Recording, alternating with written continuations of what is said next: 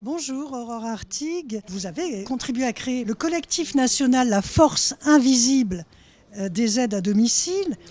La crise sanitaire a révélé combien cette force invisible est mal rémunérée et on va dire presque humiliée, oubliée. Alors expliquez-nous comment vous avez monté ce collectif et en quoi consiste-t-il ?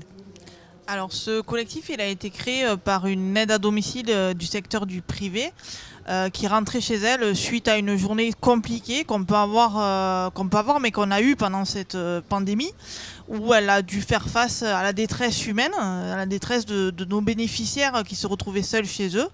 Et du coup elle a dit à son conjoint: je suis seule. Je suis complètement seule. Il lui a dit non, non, tu n'es pas seule. Elle a dit oui, je suis seule. Je ne vois pas mes collègues parce qu'il faut savoir qu'on est isolé, on n'a pas de contact avec nos collègues. On travaille avec un téléphone portable qui nous donne notre planning. Donc c'est notre seul lien avec la société avec laquelle nous travaillons. Et du coup, elle s'est dit, on va créer un collectif. Donc, elle a regardé un peu sur Facebook. Il n'y avait pas trop de choses. Et elle a créé un collectif sur Facebook que moi, j'ai rejoint en septembre 2019. Et depuis, on va sur les routes. On rencontre les élus. On a eu un article dans Le Monde.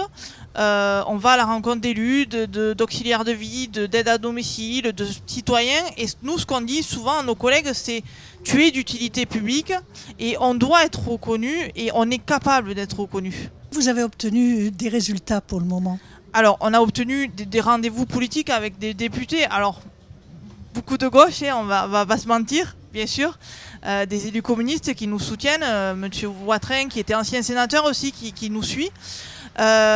Mais au niveau du gouvernement, pour l'instant, ils sont sourds à nos demandes. Nous avons fait plusieurs demandes à Madame Brigitte Bourguignon, qui est notre ministre des tutelles, mais qui ne répond pas du tout et qui d'ailleurs est en train de faire la loi Génération Solidarité, donc la nouvelle loi grand âge, qui s'appelle plus comme ça du coup, qui est une coquille vide, on va pas se mentir, il n'y a rien dedans. Donc non, on n'est pas du tout entendu par le gouvernement, on est entendu par la population, par les journalistes, mais absolument pas par le gouvernement. Donc on va continuer à faire connaître notre métier, à faire connaître nos revendications, à faire connaître nos conditions de travail et à montrer que en fait, sans nous, les gens ne pourront plus se maintenir à domicile. Et d'ailleurs, c'est ce qui va se préparer parce qu'il y a un manque de salariés, de 300 000 salariés. 2030, il faudra 300 000 salariés supplémentaires. Nous ne faisons plus une embauche.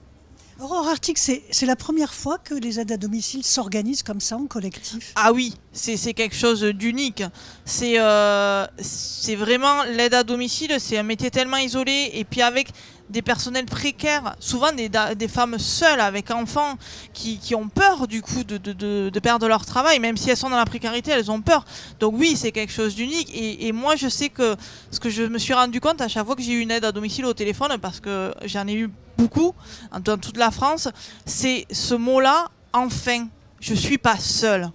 Et ce mot-là, il est revenu souvent, c'est-à-dire enfin, je suis pas seule et enfin, je peux m'unir avec d'autres personnes, avec d'autres collègues et on peut être une force. Et oui, je pense que là, c'est quelque chose qui est en train de se passer, oui. Alors, après enfin, je suis pas seule, on attend le enfin, je suis reconnue. C'est ça, on entend le enfin, je suis reconnue. Merci beaucoup, Aurore. Merci à vous. Belle aussi. fête à vous. Au revoir.